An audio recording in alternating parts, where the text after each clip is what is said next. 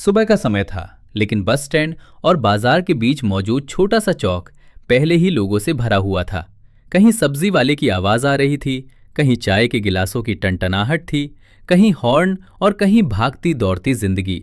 और इसी शोर के बीच खाकी वर्दी में सीधी खड़ी थी महिला कांस्टेबल अनन्या सिंह, जिनके चेहरे पर गजब का संयम और आंखों में आत्मविश्वास की एक अलग ही चमक थी।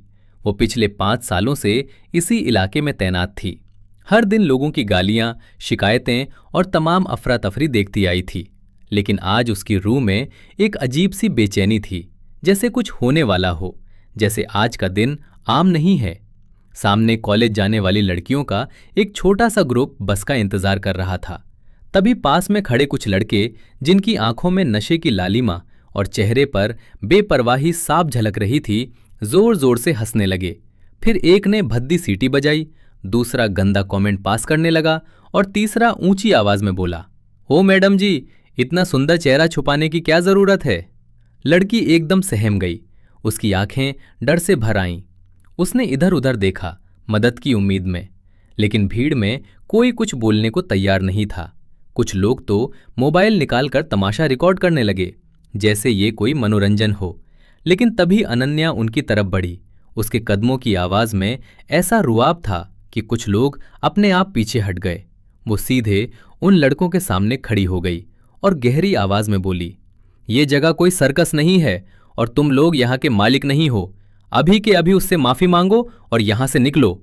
उस लड़के ने जोर से हंसी मारी और बोला, अरे मैडम, आप तो बस एक कांस्टेबल हो, हमें क्या डराओगी? हमने तो कुछ गलत भी नहीं किया। भीड़ में से कुछ लोग फिर हंसने लगे। माहौल में जहर सा घुलने लगा, लेकिन अनन्या की आंखें अंगारों की तरह जल रही थीं। उसने बहुत शांत लेकिन तीखे लहजे में कहा, गलत और सही का फैसला तुम्हारी नीच सोच नहीं, कानून करता है, और कानून आज तुम्हें तुम्हारी औकात जरूर दिखाएगा। उसने तुरंत वायरलेस पर कॉल किया और 2 और महिला कांस्टेबल और ट्रैफिक पुलिस को मौके पर बुला लिया। जवानों ने चारों लड़कों को पकड़कर बैग की तलाशी ली और जैसे ही बैग खुला, पूरा माहौल सन्न रह गया। शराब की बोतलें, नशीली गोलियां, एक छोटी चाकू और कुछ आपत्तिजनक सामान निकल आया। अब हर चेहरे पर हैरानी और डर साफ दिख रहा था। वही लड़का जो खुद को हीरो समझ रहा था, अब जमीन की तरफ देखने लगा। लोग धीरे धीरे कानाफूसी करने लगे। आज तो असली खेल पलट गया, ये पुलिस वाली तो सच में शेरनी निकली। अनन्या ने उसे उसी की भाषा में कहा, अब कहाँ गई तुम्हारी हिम्मत? अब क्यों नहीं दिखा रहे अपनी मर्दानगी? जब हमारे बीच बहन बेटियों की इज्जत से खेलने की सोच आती है तो याद रखना, खाकी चुप नहीं रहती। उसने तुरंत एफआईआर दर्ज करवाई, धाराएं लगवाईं और जिस लड़की के साथ बदतमीजी हुई थी उसे सम्मान के साथ एक तरफ बैठाकर पानी दिया। उसके कांपते हाथ थामकर कहा, डरो मत, आज अगर तुम चुप रहती तो कल किसी और के साथ यही होता। लेकिन आज तुम सिर्फ खुद के लिए नहीं, बल्कि हजारों लड़कियों के लिए आवाज बन गई हो। लड़की की आंखों से आंसू बह निकले। शायद ये आंसू डर के नहीं, बल्कि पहली बार मिले इंसाफ के थे। कुछ ही देर में वहां दर्जनों लोग इकट्ठा हो गए।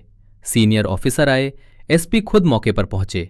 उन्होंने जब पूरा मामला सुना और वीडियो देखा तो कुछ देर के लिए चुप हो गए, फिर गहरी सांस लेते हुए बोले, अनन्या, तुमने आज विभाग का सिर गर्व से ऊंचा कर दिया है। मैं सोच भी नहीं सकता था कि इस भीड़ में कोई इतना साहस दिखा सकता है। शाम तक सोशल मीडिया पर वीडियो ट्रेंड करने लगा। Lady constable slaps misbehaviour with law, women power in uniform, when law speaks. हर जगह लोग अनन्या की तारीफ करने लगे। न्यूज चैनल वाले इंटरव्यू लेने के लिए थाने के बाहर खड़े हो गए, लेकिन अनन्या सिर्फ एक ही लाइन दोहराती रही, मैंने सिर्फ अपना फर्ज निभाया है। रात जब वो अपने छोटे से कमरे में पहुंची, उसके पैर दर्द कर रहे थे, शरीर थक चुका था, लेकिन मन अजीब सी शांति महसूस कर रहा था। उसने अलमारी से अपनी माँ की फोटो निकाली, जिसे वो हर दिन देखती थी। माँ जो खुद भी कभी एक टीचर थीं और कहती थीं कि अगर इस देश को बदलना है तो बेटियों को मजबूत बनाना होगा। उस फोटो के सामने बैठकर अनन्या की आंखों से आंसू बह निकले, लेकिन ये आंसू कमजोरी के नहीं, गर्व और आत्मसम्मान के थे। उसने धीमी आवाज में कहा, माँ, आज आपकी बेटी ने वही किया जो आपने सिखाया था। अन्याय के सामने खड़ी रही।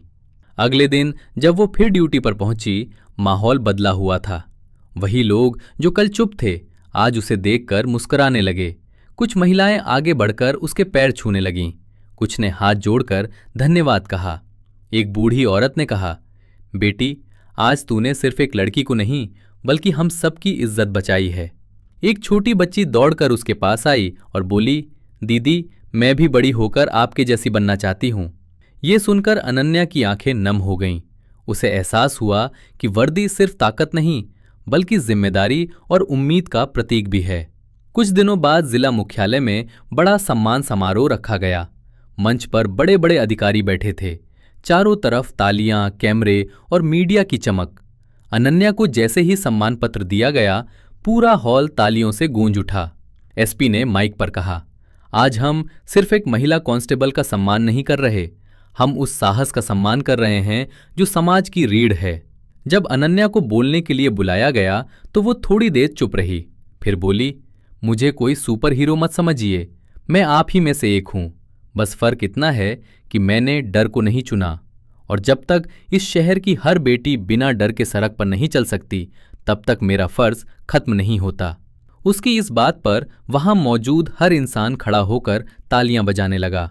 ये सिर्फ तालियां नहीं थीं, ये उस बदलाव की शुरुआत थी। उसी दिन से उस बस स्टैंड पर कोई भी लड़की आंख झुकाकर नहीं बल्कि सिर उठाकर चलने लगी।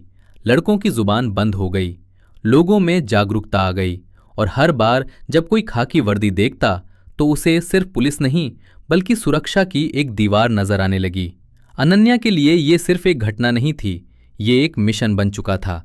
वो हर रोज नए जोश के साथ ड्यूटी पर जाती और शहर में एक नई पहचान बन चुकी थी। वो महिला कांस्टेबल जिसने भीड़ के बीच बदतमीजी का जवाब दिया और पूरे शहर से तालियां बजवा ली। और दोस्तों, यही वजह है कि आज की ये कहानी सिर्फ एक स्क्रिप्ट नहीं बल्कि एक सीख है कि जब एक औरत अपनी ताकत पहचान लेती है तो वो सिर्फ खुद को नहीं, पूरे समाज को बदलने का हौसला रखती है। इसलिए अगर आपको ये कहानी पसंद आई हो, अगर आपके अंदर भी कहीं ना कहीं अन्याय के खिलाफ खड़े होने की आग जली हो, तो इस वीडियो को लाइक ज़रूर करें, ज़्यादा से ज़्यादा शेयर करें और हमारे चैनल को सब्सक्राइब करना बिल्कुल मत भूलिए, क्योंकि यहाँ आपको मिलेंगी ऐसी ही सच्ची, दमदार और दिल को छू लेने वाली कहानियाँ जो आपको सिर्फ एंटरटेन नहीं करेंगी बल्कि आपको बदलने पर भी मजबूर कर देंगी।